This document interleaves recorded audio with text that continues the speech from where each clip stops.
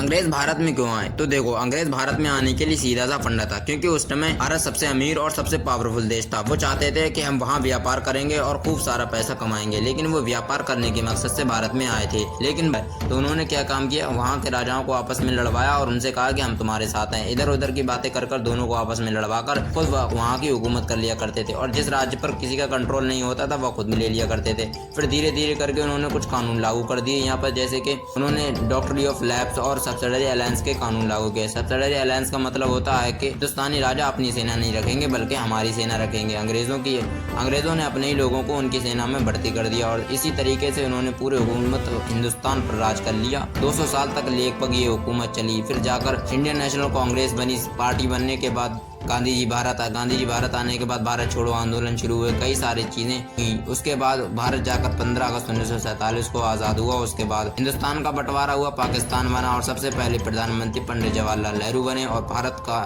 तिरंगा लाल किले पर लहराया गया, और हमारा भारत पूरी तरीके से स्वतंत्र भारत आदेश बन गया।